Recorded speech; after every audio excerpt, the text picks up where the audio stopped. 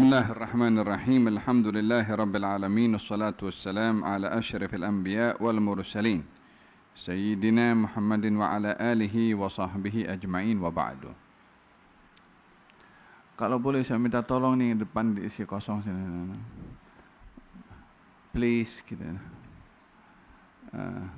Ayo. Nampak jadi barakah kita. Setiap kali, hatta bukan saya seorang, Ustaz Nasrullah sebab mengajar, biar apa namanya agak rapat. Ya bunayya jalisil ulama wa zahimhum bi rukbataik fa inna Allah yuhyil arda yuhyil qalba bi nuri ilmi kama yuhyil arda bi wabilis sama. Demikian Luqman Abu Uthman masyhur bagi kursi Abu Uthman. Antum syiban habib. Okey, jazakumullah khair, ahsan. Kita bersempena dengan malam nuzulul Quran sebagai satu penghayatan dan rasa syukur kita kepada Allah akan nikmat Al-Quran yang dianugerahkan oleh Allah kepada kita.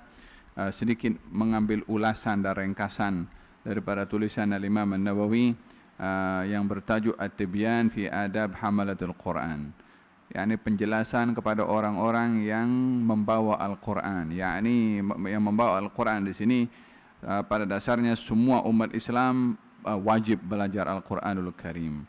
Bukan hanya pelajar tahfiz sahaja, tapi semua Muslim. Disebabkan oleh karena Quran adalah bimbingan manusia untuk kenal kepada Allah, kenal kepada Rasulnya, kenal kepada tanggung jawab dalam hidup, kenal kepada akhirat, kenal kepada iman kepada neraka, syurga, hisab, semua ada dalam Al-Quranul Karim. Apa yang diperlukan oleh manusia dalam bimbingan hidup ini, mau senang ada dalam Quran, mau bahagia ada dalam Quran, dan ingin menanggung resiko hukuman dan berat bila meninggalkan apa yang ada dalam Quran. Jadi dengan demikian Quran menjadi penjamin kepada manusia yang imma dia akan bahagia dengan memahami dan mengamalkan, atau dia akan menanggung hukuman dengan dia tak mau belajar ataupun belajar tapi tak mahu mengamalkan. Dan ini adalah mukjizah yang Allah Subhanahu wa taala berikan kepada Nabi Muhammad yang kekal abadi. Semua mukjizat para nabi hilang dengan perginya dan wafatnya nabi tersebut. Tidak ada yang terpelihara dengan lengkap sempurna seperti mana Al-Quranul Karim. Oleh sebab itu mukjizah-mukjizah yang ada kepada yang mukjizahnya Rasulullah ada dua. Mukjizah yang berakhir dengan wafatnya Rasulullah, yaitu seperti terbelahnya bulan, kemudian memancutnya air daripada jari jemari Nabi. Dengan wafatnya Nabi, maka itu sudah tidak ada, karena itu khusus diberikan oleh Allah kepada junjungan Nabi Muhammad SAW. Tapi di situ ada mukjizah yang kekal ditinggalkan oleh Rasulullah, yaitu Al-Quranul Karim. Inni tarikum fikum ats-tsaqalain ma in tamassaktum bihima lan tadillu ba'di abada. Aku tinggalkan kepada kamu dua pusaka. Kalau kamu berpegang kepadanya, kamu tak akan sesat selama-lamanya. Dan dua pusaka itu nanti akan datang kepada aku nanti di telaga, kata baginda Rasulullah. Kitabullah wa itrati, Al-Quran dan juga ahli keluarga, yakni pegangan yang ditinggalkan oleh Nabi dan diteruskan oleh ahli keluarganya. Dalam riwayat yang lain, Kitabullah wa sunnati adalah iring semuanya antara firman Allah dan apa ditinggalkan oleh Nabi SAW yang diterjemahkan melalui para ahli bait dan juga melalui para sahabat, yang kesemua adalah ingin menerjemahkan wahyu, baik itu daripada Allah atau daripada Rasulnya. Mengenai Al-Quranul Karim, Al-Quran ini kalau kita melihat dari segi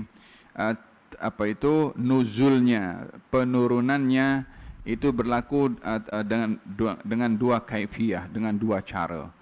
Sekali turun dalam lengkap daripada Al-Fatihah sampai kepada An-Nas. Sekali turun seperti itu daripada Lauhil Mahfuz ke Baitul Izzah. Baitul Izzah ini satu tempat di langit yang dekat dengan bumi. Ada tempat namanya Baitul Izzah. Quran turun lengkap 6.666 ayat daripada Fatihah sampai kepada An-Nas dan Baitul Izzah. Demikian riwayat Sayyidina Abdullah ibnu Abbas. Dalam hal ini kita hanya boleh beriman sahaja. Baitul Izzah macam mana, yang seperti itu kita beriman. Tentunya Abdullah bin Abbas ketika meriwayatkan itu tidak meriwayatkan hal-hal yang gaib, kecuali beliau mendapat khabar daripada Rasulullah. Yang tahu hal yang gaib adalah Rasulullah sallallahu alaihi wasallam.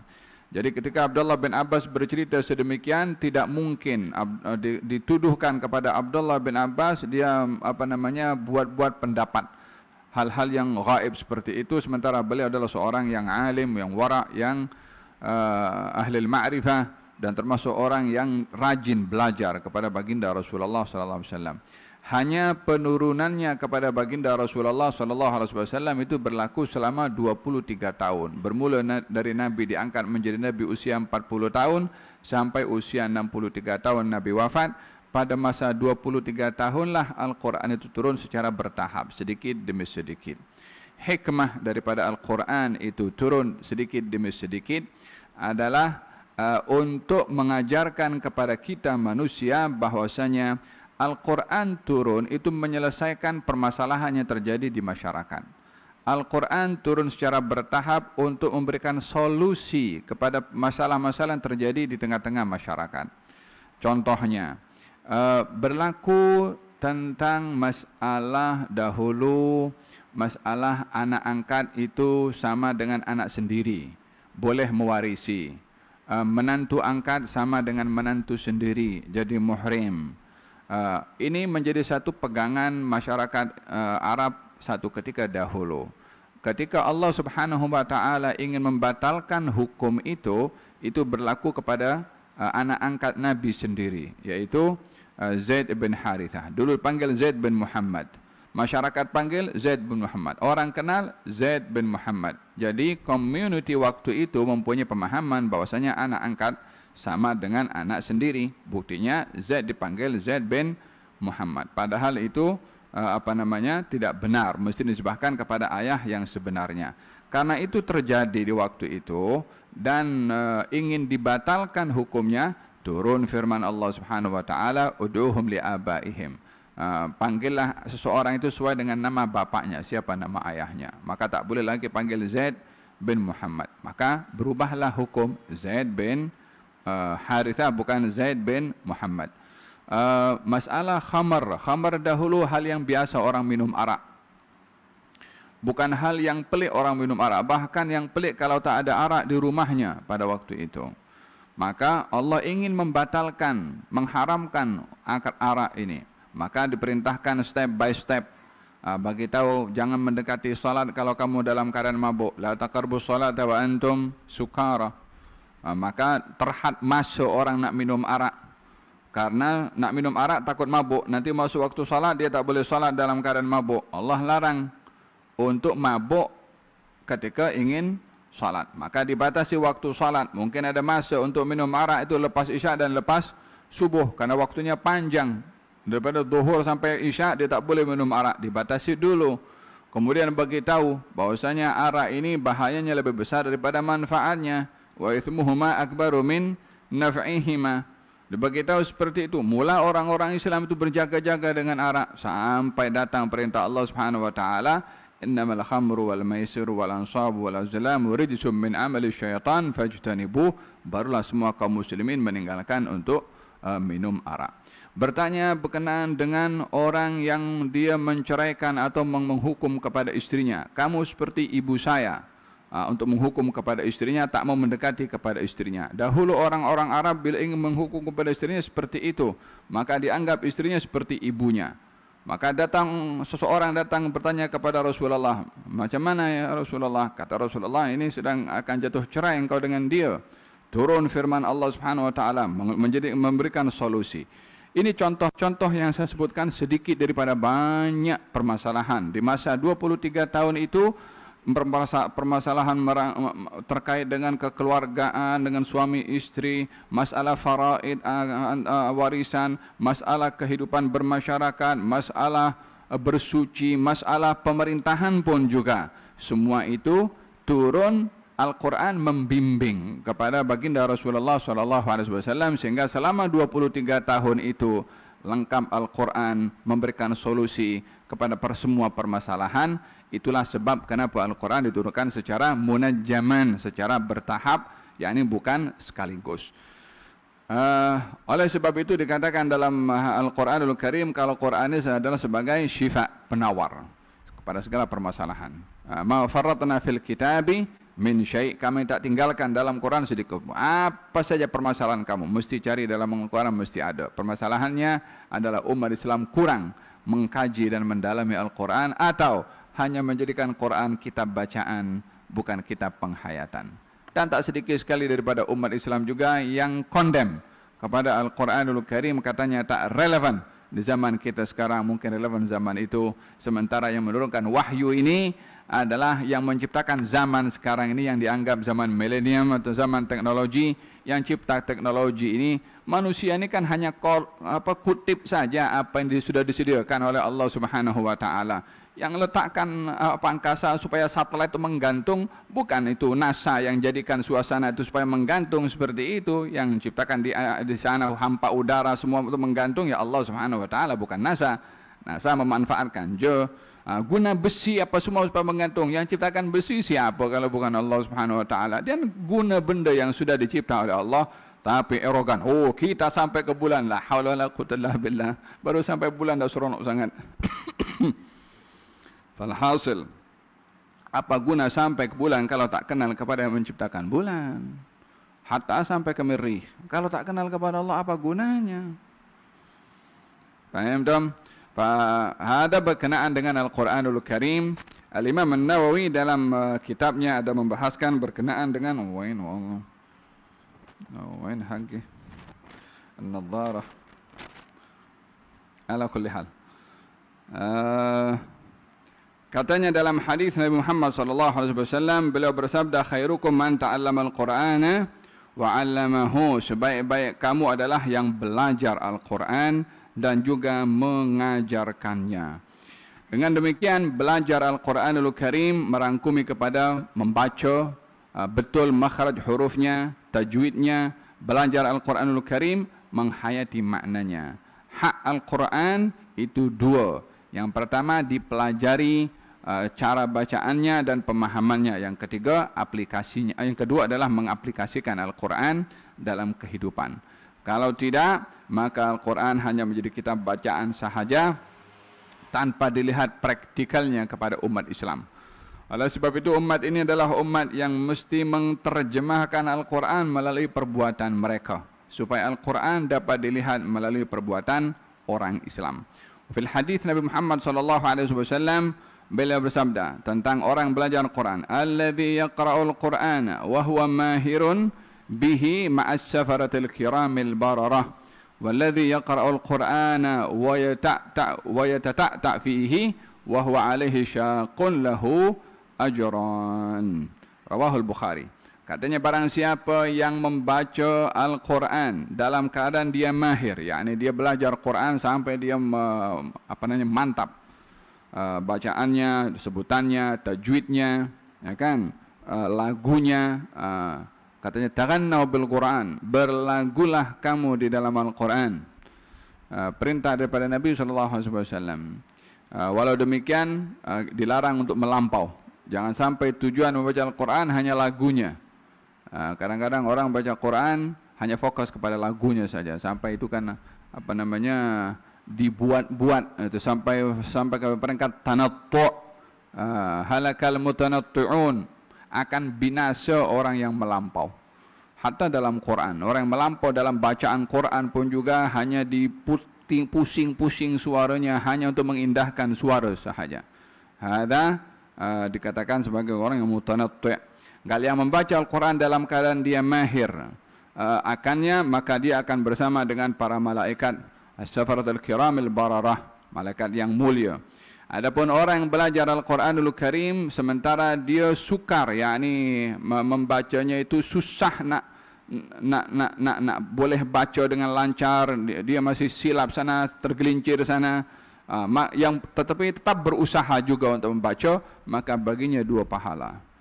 Yang pertama, pahala ingin belajarnya. Yang kedua, pahala sabarnya. Dia ingin tetap belajar walaupun susah. Dalam hal ini dikatakan, jangan ada seorang itu putus asa kalaupun tak betul dalam membaca Al-Quranul Karim. Nak sebut huruf gha, susah. Dha, susah. Nak baca dhal, susah. Bad, Susah, tak payahlah. Ingat, anda berpulang mendapat 2 pahala di sini. Kalau anda susah belajar Quran, sebut hurufnya, tetapi tetap istiqamah belajar, terima kabar gembira 2 pahala kepada orang yang susah tadi, karena sabarnya tetap untuk belajar Al-Quran Al-Karim. Hada yang pertama. Yang kedua, An Abi Umamah Al-Bahili radhiyallahu anhu qala sami'tu Rasulullah sallallahu alaihi wasallam iqra'ul Qur'an fa innahu ya'ti yaumil qiyamah syafi'an li ashabihi. Bacalah Al-Quran, karena Al-Quran akan datang nanti di hari kiamat, akan memberikan syafaat kepada orang-orang yang rajin membaca Al-Quranul Karim.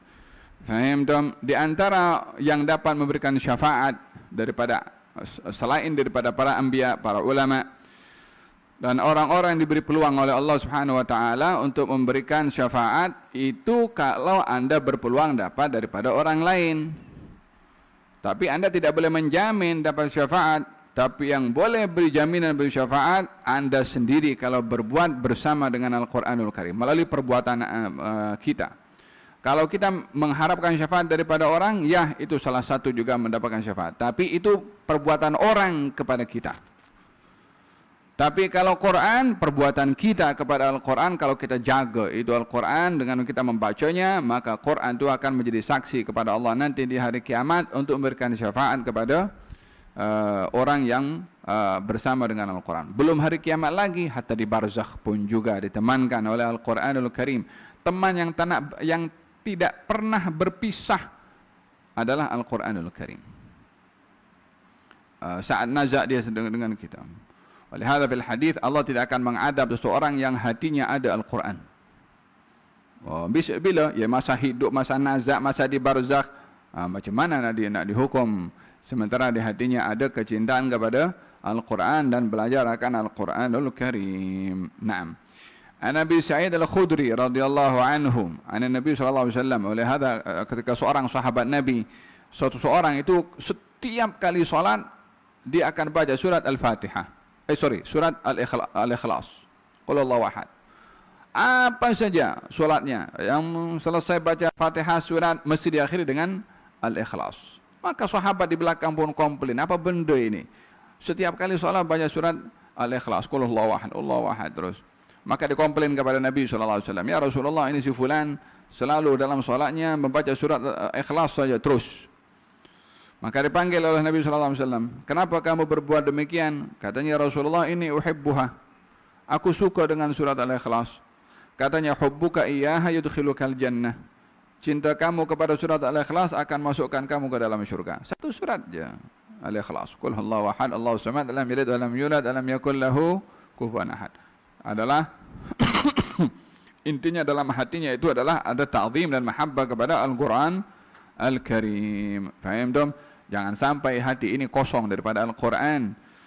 Ya kan? Kalau dikatakan al-baitul ladzi la yuqra fihi al-Quran kal baitil kharib, rumah yang tak dibaca kalau tak dibaca di dalamnya Al-Quran, rumah itu menjadi rumah yang terbiar, walaupun banglo. Walaupun lampunya lampu merkuri, tahu merkuri itu, spotlight. Habis hancur, gelap, tak ada apa-apa nur di rumahnya daripada nur Al-Quran. Ini baru rumah yang buatannya daripada semen, pasir, batu, boleh dapat berkat Quran daripada nur Al-Quranul Karim. Al-Quran tempatnya bukan rumah kita ini, tapi kita punya dada ini, kita punya hati. Faham tuh? Kesan daripada Al-Quran itu sampai kepada rumah. Itu rumah saja terkena sinar, apatah lagi hati manusia kalau dia ada di dalamnya Al-Quran Al-Karim. Naam. Al-baitul ladzi yuqra fihi al-Quran yatara li ahli as-sama' kama tatara an-nujum li ahli al-ard. Rumah yang dibaca di dalamnya Al-Quran akan nampak cahaya rumah itu oleh penduduk langit, para malaikat, seperti mana nampaknya bintang oleh penduduk bumi. Tahu, malaikat kenal, ini rumahnya fulan, ini rumahnya fulan, rumahnya fulan, rumahnya fulan.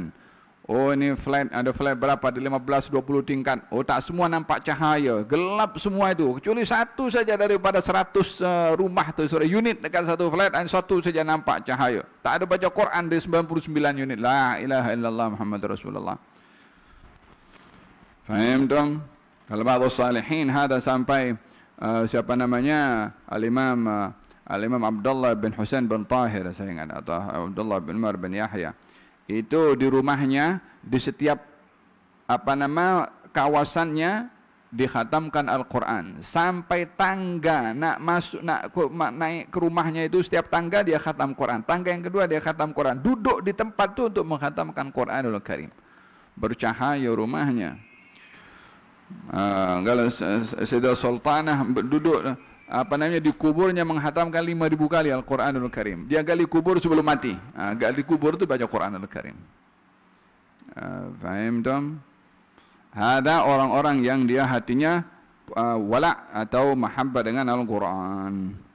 Qala sallallahu alaihi wasallam, yaqulu Rabb subhanahu wa ta'ala, man syaghalahu Al-Quran wa dhikri an mas'alati a'taituhu afdala ma u'tiya as-sa'ilin. Wa fadlu kalamillahi subhanahu wa ta'ala ala sa'iril kalam ka fadlillahi ta'ala ala khalqihi, rawahu Tirmidzi. Faedah orang yang dia rajin membaca Al-Quran. Katanya, siapa orang yang dia sibuk baca Quran dan sibuk berzikir kepada aku penuhi segala permintaannya walaupun dia tak minta. Walaupun dia tidak minta, tak sempat nak minta, tak sempat nak doa. Sebab masanya digunakan untuk Quran dan zikir. Maka segala permintaannya akan diberi tanpa dia minta. Dia sibuk dengan firman-Nya Allah, Allah sibukkan untuk memenuhi permintaannya. Faham dong? Kemudian katanya, aku akan beri kepadanya segala permintaan yang terbaik diberikan oleh orang-orang yang minta. Ya subhanallah. Bukan sesuai dengan apa yang dia minta. Yang terbaik di sisi Allah untuk dia. Faham dong? Diberi bukan sesuai dengan apa yang diminta, tapi yang lebih baik lagi. Apa sebabnya? Sibuk dengan Al-Quranul Karim. Kedudukan firman Allah berbandingkan dengan pembicaraan-pembicaraan yang lain adalah perbandingannya umpama kedudukannya Allah dengan makhluk. Mana boleh disamakan Allah dengan makhluknya? Tidak boleh disamakan. Sama juga dengan firman-Nya Allah Subhanahu wa taala. Walihada bila disebut firman Allah Subhanahu wa taala dibacakan, wa idza qara'al Qur'anu fastami'u lahu wa ansitu la'allakum turhamun. Kalau Quran dibaca, istami'u, rakiz, niatkan, tujukan untuk mendengar. Kemudian ansitu, diam. Jangan ada baca Quran masih sembang-sembang. Jangan ada orang baca Quran sibuk dengan handphone. Jangan sampai ada orang baca Quran disibukkan dengan hal yang lain. Ini firman-Nya Allah Subhanahu wa taala. Sehingga dikatakan orang yang kalau berbicara dengan Allah kemudian dia berpaling, kenapa dia berpaling daripada aku?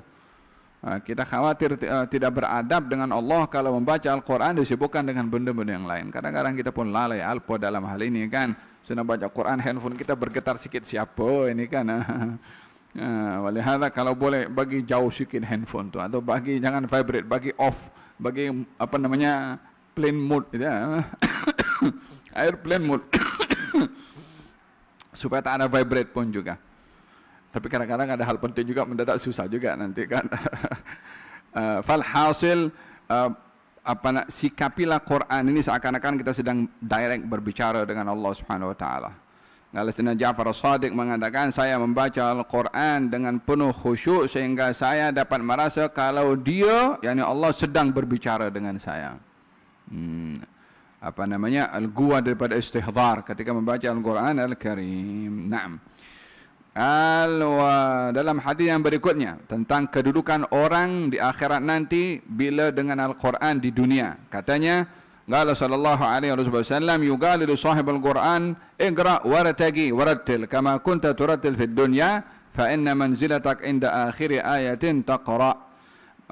Dikatakan kepada orang yang rajin bersama dengan Al-Quran, baca wahai si fulan, naiklah tinggi kedudukan engkau, bacalah Al-Quran seperti mana engkau membacanya di dunia, itu di akhirat nanti. Terus naik lagi kedudukan darjatnya di akhirat tinggi seperti mana dia di dunia menjaga kepada Al-Quranul Karim. Setiap hurufnya, setiap kalimatnya, setiap ayatnya menjadi sebab darjat yang diangkat oleh Allah untuknya nanti di akhirat. Sehingga dapat dibezakan ketinggian seseorang satu dengan yang lainnya di akhirat dengan muasikapnya dengan Al-Quranul Karim ketika berada di dunia. Faham tak?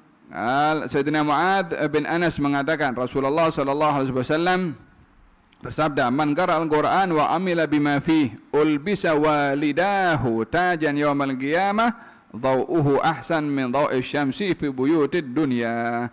Fama dhannukum billadhi amila bihadza?" Barang siapa yang membaca Al-Quran dan mengamalkannya akan dipakaikan kepada kedua orang tuanya mahkota nanti di hari kiamat, yang cahaya mahkota itu lebih indah, lebih nyaman daripada cahaya matahari daripada di dunia, yakni yang memerlukan pada matahari ketika berada di dunia. Itu yang Allah berikan kepada kedua orang tuanya anak yang baca Quran, apalagi yang membacanya. Faham dong? Hadis ini memberitahukan kepada kita, kalau kita punya anak, ajar mereka baca Quran. Jangan bahasa Inggris saja diajar. Biar dia baca Quran, biar dia paham maksudnya. Jangan hanya seronok bangga kalau anak hanya baca surat Fatihah saja. Seronok bila hafal 1, 2, 3 juzuk macam tu. Faham? Supaya kalau kita hanya seronok baca Fatihah saja, seakan-akan khalas wali min auliyaillah hanya dengan Fatihah saja. Akhirnya kita punya matlamat anak untuk jauh ke depan dengan Al-Quran hanya sebatas dengan Fatihah. Faham tu? Betul itu rukun daripada salat, betul. Tapi biarlah kita punya keinginan itu tinggi untuk anak-anak kita di dalam memahami Al-Quran Al-Karim. Faham tu? Gal ini anak yang baca, orang tuanya yang diberi mahkota. Anak sendiri jangan tanya berapa besar pemberian yang Allah berikan kepada anak tersebut. Faham tum? Gal ba'd salihin diceritakan orang tuanya itu sudah meninggal dunia dan berada di alam barzakh. Anaknya masih kecil, dihantarkan oleh ibunya belajar Al-Quranul Karim. Maka pertama yang diajarkan oleh gurunya adalah Bismillahirrahmanirrahim. Maka anak itu baca Bismillahirrahmanirrahim. Allah Subhanahu wa taala perintahkan kepada malaikat yang sedang mengadab bapaknya di kuburnya, "Gal angkatlah adab daripada si fulan karena anaknya menyebut nama aku dengan Ar-Rahmanir-Rahim, yang Maha Pengasih lagi Maha Penyayang." Macam mana anak menyebut nama aku Maha Pengasih lagi Maha Penyayang, sementara orang tuanya aku hukum, aku adab, angkat adab daripada orang. Baru Bismillahirrahmanirrahim. Faham dong? Walihada anak mesti diajarkan Al-Quranul Karim. Itu ghanimah, itu baru modal yang kekal bagi orang tua, kebanggaan yang abadi bagi orang tua bila anaknya diajarkan akan Al-Quran Al-Karim. Faham dong? Hada kaitan Al-Quran ya dan fungsinya. Kemudian ada dijelaskan mengenai bagaimana seseorang menghormati ahli Al-Quran, ya, baik yang belajar atau orang yang memang pakar dalam Al-Quran. Yang pakar dalam Al-Quran bukan hanya membaca, tapi yang mengajar, yang memahami. Sebagaimana saya katakan, Quran bukan hanya kitab bacaan, tapi kitab untuk difahami sahaja, bukan untuk difahami. Kalau di dalam Al-Quran katanya, "Waman yu'azzim sya'airallah fa innaha min taqwal qulub." Barang siapa mengagungkan syiar-syiar Allah, sesungguhnya itu hakikat ketakwaan dalam hati. "Waman yu'azzim hurumatillah fa huwa khairun lahu inda rabbih." Yang mengagungkan kehormatan-kehormatannya Allah itu lebih baik di sisi Allah Subhanahu wa taala. Apa itu syiar-syiar Allah Subhanahu wa taala? Kita pergi ke Mekah kan? Di antara syiar-syiar Allah Maqam Ibrahim, syiarnya Allah Ka'bah, syiarnya Allah Safa dan Marwah, ya kan? Apa itu Maqam Ibrahim? Batu. Apa itu Ka'bah? Batu. Apa itu Bukit Safa? Batu. Apa itu Bukit Marwah? Batu.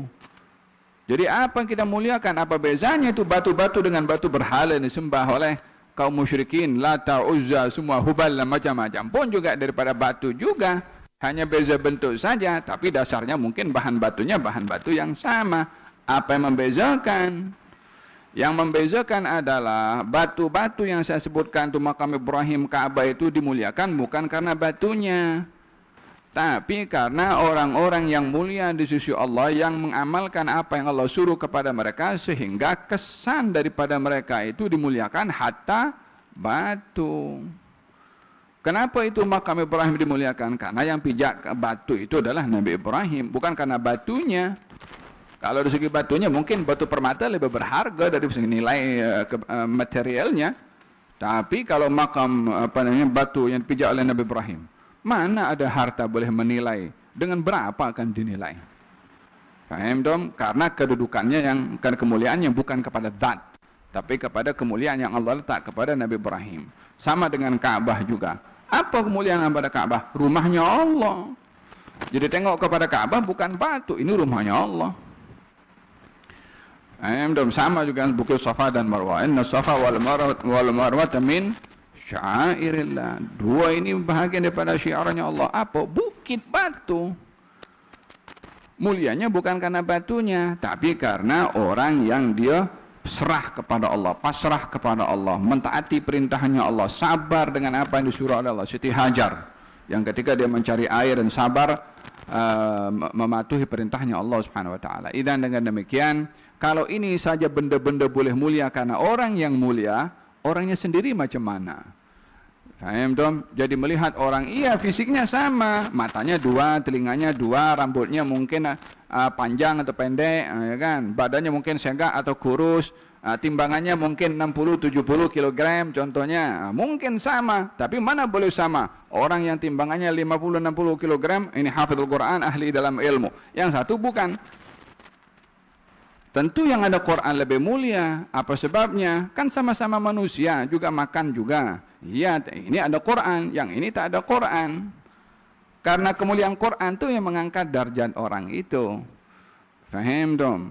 Jadi dengan demikian kita diperintahkan untuk memuliakan segala sesuatu yang ada kaitan dengan Al-Quran. Kertas ini, kertas A4, kalau kita gunakan bungkus, letakkan kacang di dalamnya. Setelah kita selesai makan kacang, habis itu buang A4 masuk dalam masuk sampah. Coba dalam kertas A4 tulis Bismillahirrahmanirrahim. Satu saja ayat. Tengok di bawah. Oh, orang ambil akan dibersihkan situ. Kalau boleh dibakar supaya tak kena pijak. Apa tujuannya? Karena memuliakan itu Bismillahirrahmanirrahim. Kan sama-sama kertas A4. Iya, tapi isinya lain. Yang satu A4 surat Ka'bah, yang satu lagi isinya Bismillahirrahmanirrahim. Tentunya berbeza. Fahim dong? Wah, kata manusia. Dihormati karena ilmunya, dihormati karena Qur'annya, dihormati karena kedudukannya, ibadahnya di sisi Allah Subhanahu wa taala. Faham dong?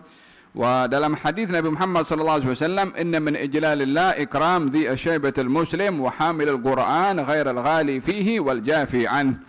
Katanya bahagian daripada menghormati Allah, orang yang menghormati orang tua daripada kalangan kaum muslimin yang lebih berusia karena usianya dihormati. Yang kedua, orang yang membaca Al-Quran atau yang membawa Al-Quran, hatta masih muda, hatta masih belajar, hatta masih umurnya masih sekolah-sekolah biasa, Quran itu yang ada di sana di dadanya dihormati karena Qurannya.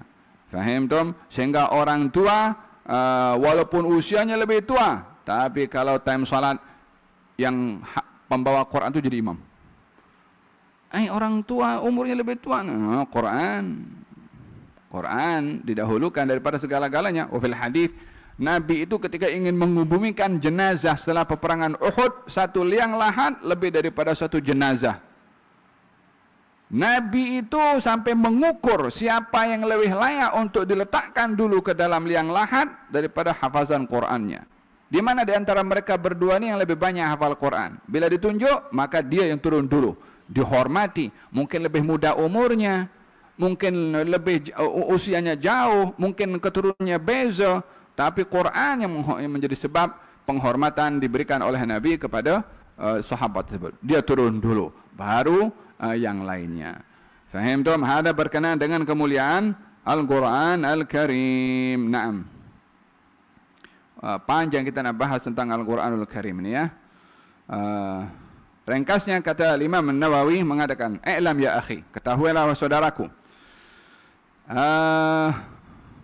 Sesungguhnya daging para ulama itu beracun."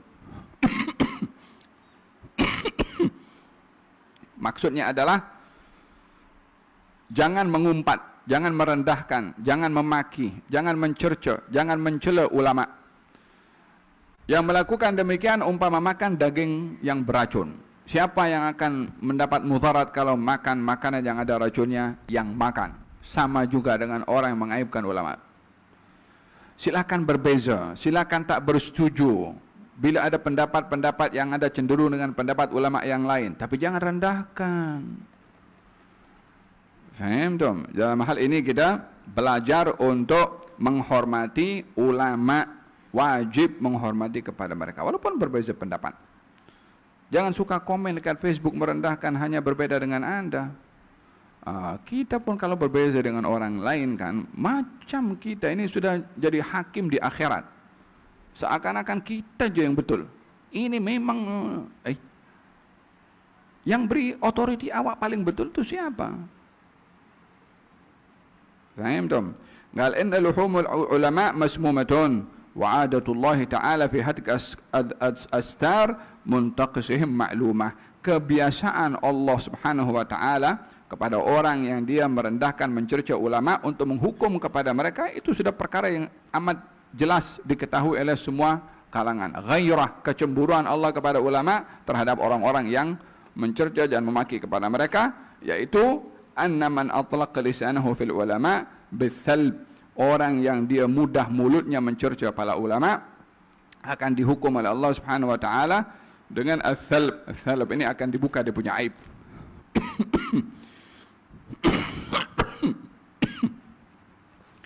Ibtalahu Allah taala qabla mautihi bi mautil qalb, akan diuji oleh Allah Subhanahu wa taala sebelum wafatnya dengan mati hati orang tersebut. Siapa dia? Orang yang dia menghina para ulama, karena ulama itu adalah orang yang ahli dalam Al-Quranul Karim. Semoga Allah Subhanahu wa taala menganugerahkan kepada kita kebersamaan dengan Al-Quran, istiqamah, rajin, setia, berteman dengan Al-Quran, paham tak paham tetap bersama, betul tak betul bacaan tetap bersama juga, menghayati tak menghayati tetap juga bersama, mampu buat semua tak mampu buat semua tetap juga bersama, dengan azam untuk melakukan perubahan pada diri sendiri. Dengan begitu, sebaik-baik teman yang akan memenuhi hak persahabatan kepada kita adalah Al-Quranul Karim, di dunia, di nazak, di barzakh dan juga di akhirat. Amin Allahumma amin. Bismillah.